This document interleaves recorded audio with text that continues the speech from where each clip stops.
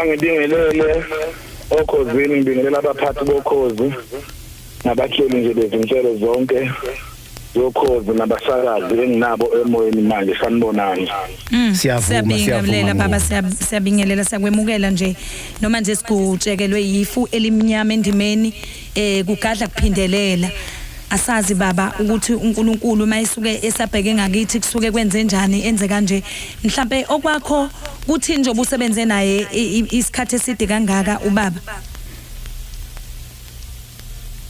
Ngingathi kuba thandi bomculo kaMaskandi nakubalandeli nje bonke beqembu lezingane zomama silimele ngokuhanjelwa yilensizwa yakithi. Umfowethu ngoba ubusane lona ngokukhuzwa nje mina ngelamayena ngoshobeni. Ngiyakhumbula ukuthi futhi abantu abaningi bahamba bebe nokudideka ukuthi ubusane noma ushobeni yena kuyimuphi ushobeni ilona kokhulumayo futhi lona osishilo ubusana bekuyena edlala igita. Engingathi nje umfowethu sisebenzile naye kahle kakhulu. Akukho lapha la ngathi khona ke kwahamba kwalichashaza ngoba ngesivama abantu belamama noma bephuma ekhaya lodwa uhambe uze sekukhona nje okungathi kuthiwa akhambi kahle kodwa umfowethu sesilosa uqala nomsebenzi akaze kube nokukodwa nje sike sihlale phansi ukuthi khona sabona khona ngeso elilodwa. Engithi nje na kubalandeli ngiyakhala kakhulu ngiyakhala nganye nabo esimene esizwelele. Utshele umdlalo wegitha kuyingane zomama udlalela amaqembu amaningi odadewethu olayizazi ontombi ehloniphayo oyingane amakhosi oyintombi kaMjapane uyo bedlala isigingqo wonke lawo maqembu. Ngesandla sakhe nje besinenhlanhla kabi ngoba la edlale khona bezamisa ukuthi lezi zinto kube izinto ezisebenzayo engathi nje kubo bonke abathintekile ngokulasheka kwaleli qhawe sithi dudu kuze kuyofika umama wenithente ngoba umama kaManana bebegula benayo intshebe emcimbini lebesinawo eJozi ngonyaka ofile. Sebehamba bedondolozela bobabili laba bantu belekelelana ngokulayelana la kungasikwa khona kodwa ke uNkulunkulu uye wabuka ukuthi mhlambe akukho bese kungama ngaphambi kohlelo lwakhe. Engithi nje ke ngiyaqinisekisa ukuthi insizwa yakithi lobe ihambile sizoyibeka ngeviki elizayo noma ngizocela uLugodi usuku kodwa kuzoba iweekend yona lena esiyakuyona sizobukisana nje kusuku kuzoba kuyilona nomndeni.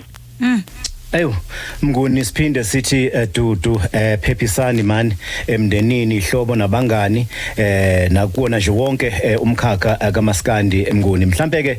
esingathi siphetha nje singathi uMnguni angamkhumbula kanjani ubaba uNtshebe. Ngiyohlala ngimkhumbula kakhulu ngestage ngoba uma ubuka isimo sezingane zomama nomculo wamantombazane ngiyacabanga ukuthi uyeyedwa obehlukile ukudlala kwakhe nangendlela akade ebhekana ngakhona nestage. Ngiyacabanga ukuthi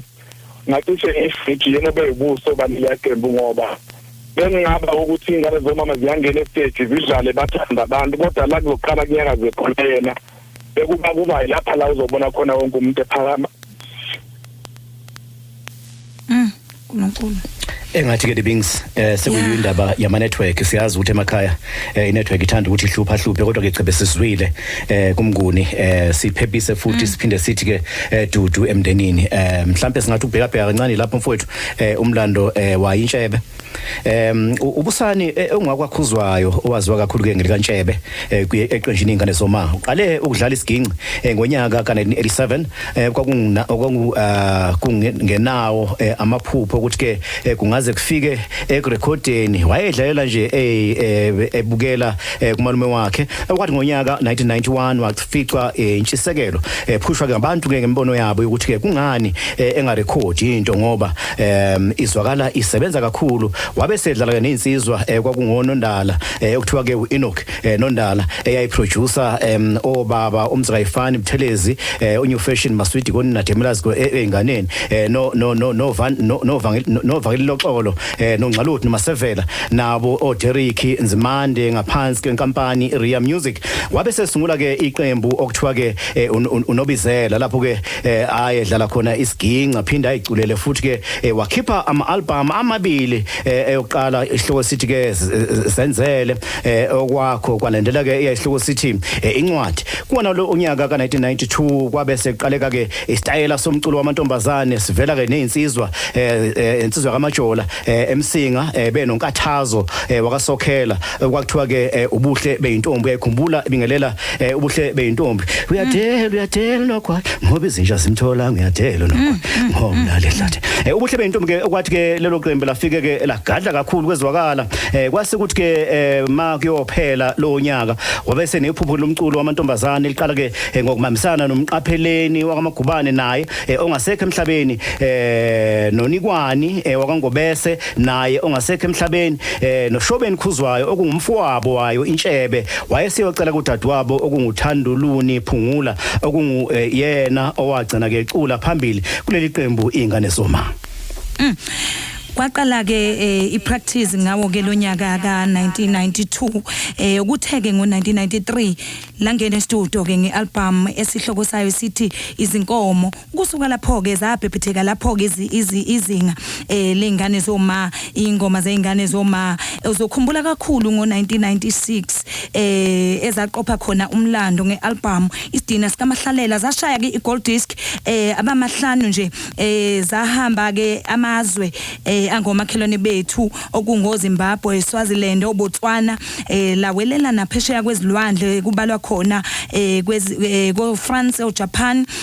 naseParis sibala ke izingoma ezaqopha kakhulu umlando ngaleso sikhathi esingabala kuzona nealbum esihloko esithi Umsholozi uyashaya eyashaya kakhulu ke naye ama gold disc abake isikhombisa uhambo ke lensizwa abafethu lube nzima kakhulu kusishiye nengozi enkulu ngempela siqabheke ngempela engiqwantwala njengomuntu ke obeyisibuka kakhulu baleli obeyisibuka kakhulu saleli qembu nangokweseka ke stage ubenza ngempela into yamehlo lensizwa sithi Dudu emndenini sithi Dudu kubathandi bomculo beyingane zoma siphinde sithi Dudu kubathandi nje bomculo bakaMaskande nakubadlali bokhehle gumbe bonke nje nakubalandeli nje bathandi bomculo emhlabeni eningizimu Afrika yonkana nje singampela okusehlele kubhlungu kakhulu ngampela ngoba kade siyolalisa nje neqhawe lethu le nalo lihambe ngokuthula uNkulunkulu abe nathi ngampela endimeni